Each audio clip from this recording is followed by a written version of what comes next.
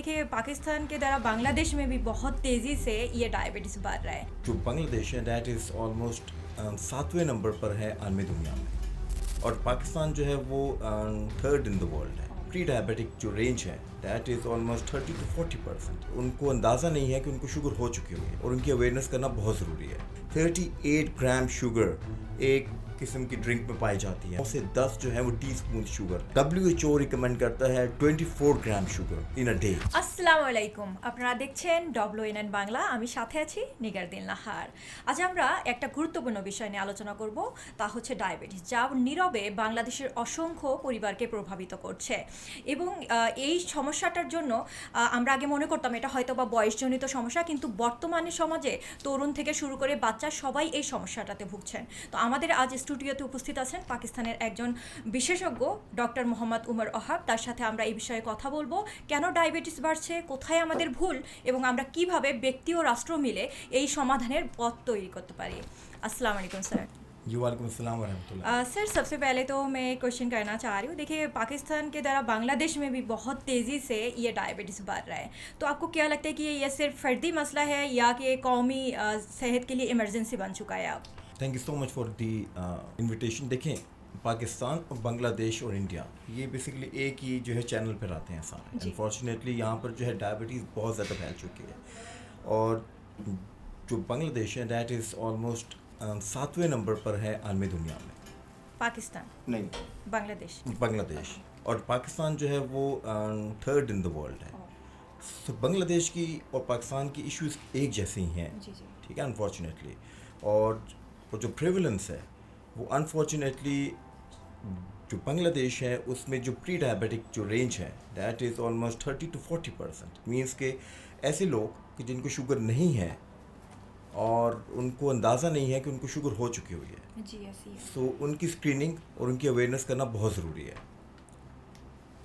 Sir, ऐसे लोगों को लगता है कि ये जो है ना जेनेटिक्स टाइप का होता है, जिनके फादर मदर के या फैमिली में किसी का हो तो फिर उसको ये होता है। असल में आपको क्या लगता है, ये खाने पीने और लाइफस्टाइल के लिए भी इसमें फ़र्क पड़ता है या बस फैमिली टू फैमिली वेरी करते ये हैं? जितने भी एशियंस हैं उनके अंदर जो है एक से दो तीन जो है वो इश्यूज आ रहे होते हैं। मीन्स के जो हिस्ट्री है जी वो जी। बहुत स्ट्रॉन्ग है और बेसिकली इंटर कज़न मैरिजेस बहुत स्ट्रॉन्ग होती हैं। सो जो चीज़ पहले तकरीबन 40-45 साल में हुआ करती थी, अनफॉर्चुनेटली नाउ अब इतने स्ट्रॉन्ग जीन्स हैं कि वो उसको 18 साल में जो है वो शुगर हो रही है।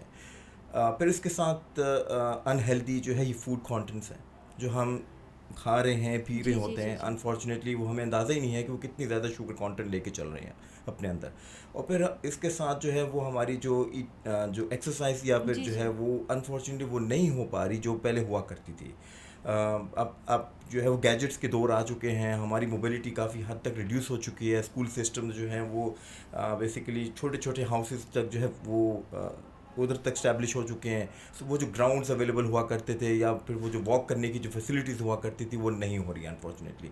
और stress factor is another thing, ये क्योंकि जो ये वाला रीजन है वो सारा जो है वो हमेशा स्ट्रेस में ही रहता है।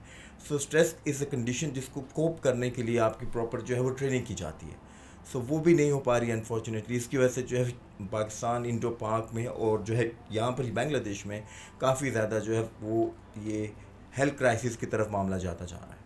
सर, जैसे आपने कहा कि आजकल फ़ास्ट फूड, फिर कोल्ड ड्रिंक्स और फिज़िकल एक्टिविटीज़ कम हो गया, तो इसके नज़दीक जो ये जो डायबिटीज़ है, इसके लिए हम मिल के क्या कर सकते हैं? लाइक हमारी गवर्नमेंट क्या क्या एक्टिविटीज़ और क्या ले सकते हैं, कोई भी स्टेप्स कि जिससे ये कम हो? आपको क्या लगता है, जैसे कि ये कोल्ड ड्रिंक्स वगैरह आपको पता ही कि आजकल हम ये बहुत ज़्यादा इंटेक कर रहे हैं। देखिए, बहुत ही इंपॉर्टेंट सवाल है और आज शायद आपके पास भी आने का मकसद यही था कि हम ये बता सकें आपकी भी ऑडियंस को, जी जी। क्योंकि पाकिस्तान और जो बांग्लादेश है उसका ये एक ही बेसिकली जो है वो इशू ये है कि हमारे यहाँ पे जितनी भी कोल्ड ड्रिंक्स या फिर जो है फिज़ी ड्रिंक्स हैं जी जी। या जितने भी एनर्जी ड्रिंक्स हैं, अनफॉर्चुनेटली उनके अंदर शुगर कंटेंट बहुत ज़्यादा है। जो कि आप इंग्लैंड, यूरोप में या फिर जो है जीसीसी कंट्रीज़ में देखते हो वो यहाँ पर नहीं इम्प्लीमेंट किया जा रहा। शुगर टैक्स ना आपकी कंट्री में है ना फिर हमारे कंट्री में अनफॉर्चुनेटली।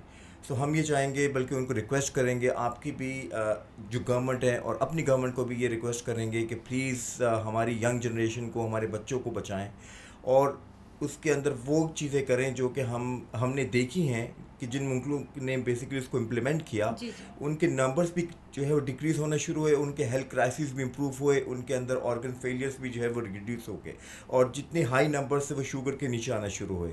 38 ग्राम शुगर एक किस्म की ड्रिंक में पाई जाती है अनफॉर्चुनेटली, और ये जो है तकरीबन 9 से 10 जो है वो टी स्पून शुगर है। एंड WHO रिकमेंड करता है 24 gram sugar in a day. तो ये कितने स्पून्स बनते ये हैं? तकरीबन बनते हैं 3 से 4। तो आप अंदाज़ा लगाएं, हम जो है हम डबल से भी ऊपर हम पी तो रहे दिन हैं। में 2-3 हम ड्रिंक्स भी ले 150 टू 170% हाई डोज लेते हैं। और हमारी रोटी चपाती हो गई, और इसके साथ ये चावल, क्योंकि आपके मुल्क में जी जी हम बहुत तो ज़्यादा बहुत चावल खाते हैं। चावल खाए जाते हैं, तो वो भी कार्बोहाइड्रेट्स हैं, वो भी जी, जाके इंसान के जिस्म में जो है वो शुगर बनाते हैं। सो वो आप उसको शामिल करोगे, आप ये साथ ये ले रहे हो, तो हमारी कौम कहाँ पर स्टैंड करेगी। और फिर डायबिटीज़ की इतने स्ट्रॉन्ग जीन्स हैं कि ये थोड़ी सी अगर हमसे ये बदपरहेजियाँ अगर होती हैं तो शुगर हो जाती है। जी जी ऐसी है। और शुगर को एक ऐसी बीमारी है जो इंसान के सर के बाल से लेके पाँव के नाखून तक चीज़ों को अफेक्ट करती है। हमारे हेल्थ क्राइसिस का मतलब ये है कि आंखों की ब्लाइंडनेस है, इसके अलावा जो है वो किडनी के फेलियर्स हैं और एम्पुटेशंस हैं।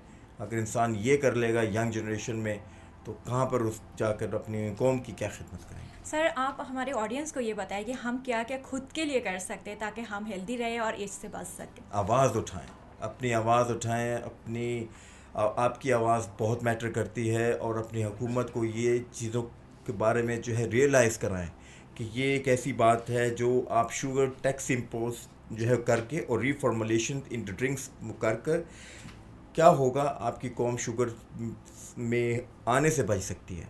जब वो आने से बच जाएगी तो आप ये देखें कि हेल्थ के ऊपर जो आपने एक्सपेंडिचर लगाना है वो कितना कम हो जाएगा। इसके साथ आपकी कौम यंगर जो है वो हेल्दी होगी, और खाने पीने में एहतियात रखें और वॉक रखें। सर अगर आप ड्रिंक्स के बारे में हमें थोड़ा सा डिटेल्स में बताइए, because हम तो बस पी लेते खा लेते कुछ भी हम खा, जैसे कि फास्ट फूड के साथ लाजमी ड्रिंक्स ले लेते हैं, तो इसके बारे में अगर आप इन डिटेल्स बता देंगे ताकि हम सुन के थोड़ा सा खुद मैंने जैसे आपसे कहा भी है कि WHO के मुताबिक 25 ग्राम्स जो है वो शुगर जो है वो आपको अलाउड है फ्रॉम आउटसाइड, और इंसान की बॉडी जो है वो शुगर जो है ख़ुद भी प्रोड्यूस करती है। अब ये है कि आप लोग और हम लोग जो है रोटी और ये चपाती और फिर चावल भी खाते हैं। अब एक घर की रोटी जो है वो 8 ग्राम शुगर के बराबर है, और चावल अगर उबाल के इस्तेमाल कर रहे हैं तो वो किसी हद तक कम हो जाते हैं, मगर अगर आप उबाले बगैर लेते हो तो वो स्टार्च कंटेंट से भरपूर होती है। सो आप वो शुगर को देखो, फिर आप एक कोल्ड ड्रिंक पी लोगे, अगर जो कंपनी की होएगी, आप उसके साथ बहुत एक्स्ट्रा आप इंटेक कर लोगे। सो कोल्ड ड्रिंक्स तो बिल्कुल अवॉइड करना सीखें, या फिर अपनी जो हुकूमत है, ये गवर्नमेंट है, आप उनको ये रियलाइज़ कराएं, यंग जनरेशन उठे, आवाम की जो ताकत और जो उनकी जो वाइब्स होती हैं, जो उनकी आवाज़ होती है, वो वैसे भी आपकी कौम ने ये जो है साबित भी किया माशाल्लाह। जी जी। सो आप कौम से ये मेरा ये है कि कम से कम इसको जो है रिफॉर्मुलेशन की तरफ ले जाएं। कोक पेप्सीज अगर आपने पीनी भी है तो रिफॉर्मुलेट करके पिएं, जैसे कि जो है यूरोप में है, या कि जैसे जो है GCC कंट्री में, अरब कंट्रीज़ में, वहाँ पर भी यही था, यही सूरत हाल थी। उनकी शुगर कंटेंट बहुत हाई था, मगर उन्होंने अपनी हुकूमत से कहा कि ये हमारे तो बहुत हेल्थ क्राइसिस पे जा रहे हैं हम लोग। तो आप लोग प्लीज़ इसकी जो इंडस्ट्री है, इसको ये समझाएं कि शुगर की मिकदार को कम करना है। एक बोतल में 3 से 4 टीस्पून हो जाएंगी, तो आप शायद उसको एंजॉय भी कर सकेंगे किसी हद तक, मगर अभी तो वो आपके लिए बहुत नुकसानदेह है। और सेकेंडली हुकूमत से ये कह सकते हैं कि स्लैब सिस्टम इम्पोज जो है वो कर दें। कोई भी कंपनी अगर इतनी मिकदार चीनी की ख़रीदती है तो उसके ऊपर टैक्स उससे ज़्यादा होना चाहिए, जैसे कि बिजली के ऊपर होता है। हम जब बिजली यूज़ करते हैं तो यूनिट वाइज वो इंक्रीज़ करते जाते हैं, स्लैब्स लगाए हैं। तो यही जो स्लैब सिस्टम है, आप जो है वो चीनी के ऊपर भी लगाओ, और जो इंडस्ट्री ज़्यादा ख़रीद रही है उसके ऊपर स्लैब ज़्यादा कर दो, तो वो ऑटोमेटिकली चीनी कम कर देंगे। জি আপনি সেই बहुत अच्छा आइडिया दिया आपने।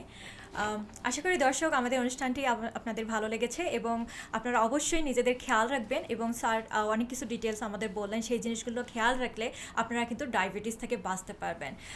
ইনশাল্লাহ আপনাদের সাথে আবার দেখা হবে। আল্লাহ হাফিজ। जी अस्सलाम वालेकुम। आज मैं यहाँ पर इनवाइटेड हूँ और मुझे बहुत अच्छा लगा आप लोगों से मिलकर और यहाँ पर आकर, और मुझे ये देखते हुए बहुत अच्छा लगा कि हमारी कौम में ऐसे लोग शामिल हैं जो कि हेल्थ के ऊपर जो है वो आवाज़ उठाना चाहते हैं, या ऐसे इश्यूज़ के ऊपर आकर आवाज़ उठाना चाहते हैं जो शायद कोई इस चीज़ को नहीं टच करता। और ये एक ऐसा जो है एक किस्म का काम या सदका जारिया है जो हमारी कौम के लिए बहुत बेहतर होगा। और अल्लाह ताला आपको इसमें अजर दे और कामयाबी नसीब करे। और मेरी ये ख्वाहिश रहेगी कि मैं यहाँ पर बार बार आऊँ और आपके साथ हेल्थ के ऊपर बात कर सकूँ इंशाल्लाह ताला। Thank you, जज़ाक।